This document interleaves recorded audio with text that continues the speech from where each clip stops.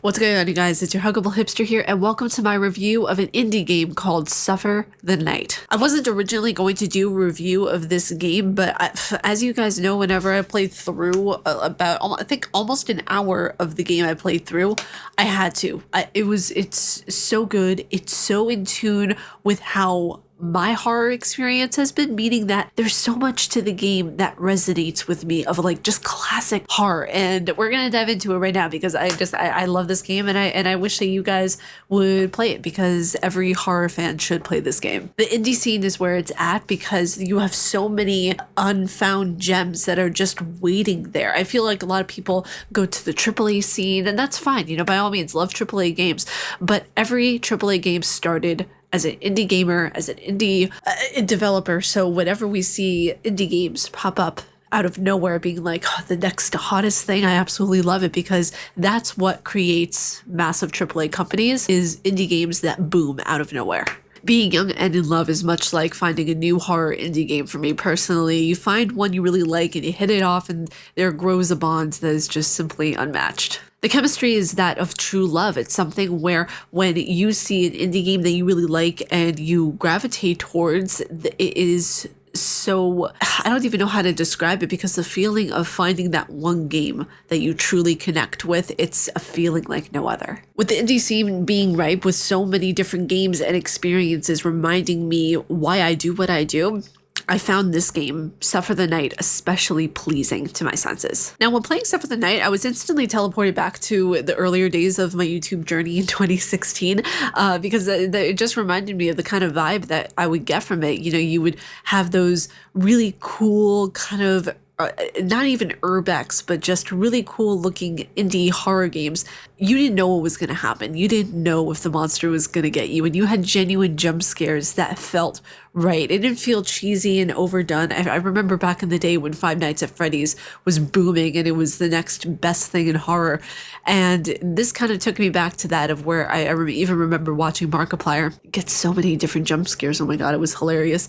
And it took me back to my own journey with seeing what indie horror games I could play that were for free on itch.io, because at the time I couldn't afford to get all the new titles all at once to review. So I had to review different smaller title games that were free. And this reminded me of that journey. The unknown, the fresh smell of a new horror game wafting, and there's nothing like it. And an indie horror game that nails both immersion and a solid understanding of what is creepy to the senses, that's hard to come by, especially in an indie game. Playing on actual psychological fears is hard to come by. You know, I feel like I don't know this person. I don't know the developer, but I feel like this might have happened to them in real life, because they nailed a lot of psychological things really on point, and they actually made it very creepy to play. This game not only utilizes the unknown, but sound cues in a way that the audio in this game for an indie game is so incredibly good. The way that the sound cues are done, I don't even see happening in some AAA games. It's that good, because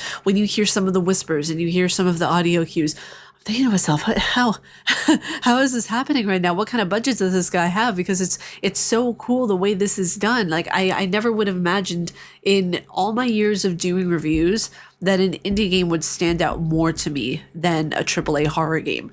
It's just, again, I will say before the end of this, I highly recommend this game. Suffer the Night is a game within a game. You need to be able to play the game so that the evil enemy creepy pasta guy doesn't get you, and it's more complex than that, but I want you guys to be able to play it through for yourselves to be able to see what I'm talking about. The demo utilizes a lot in a short amount of time, of where I would love to see this on a bigger scale. I would love to see this done with AAA type production quality, because that's what this game deserves, in all honesty. And I feel like even when it comes to horror games in general, and you know, going back to our roots, we need to revisit where we came from, because the answers are in the games that inspire us and build this community. You know, when I see a horror game like this, I'm like, oh yeah, that's why I do what I do, because seeing that kind of horror, seeing that kind of uniqueness in an indie game, it makes me,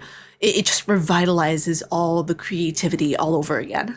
Score I would give this game, 10 out of 10. Not even joking, okay? I know that, people will say, oh, not every game is a 10 out of 10. You can't make a game a 10 out of 10, Bethany. I can give a game a 10 out of 10 if I want to because I'm the one who's reviewing it, Bethany. This game was great. Suffer the Night. Go check it out. I will leave a link to it down in the description below. If you guys like my face and what I do, please be sure to subscribe and hit that bell down below. I make videos every day here on YouTube. We're getting closer and closer to partner. The partner push is on. It's going. There's fervor in the air. I don't know why that's the first word that came to my mind. Keep watching the content, keep sharing it, keep enjoying it because that is what I am here for. I am here for your entertainment. But may you find your worth in the waking world, dear hunter. Stay casually nerdy, and I will see you guys in the next video. Umbasa.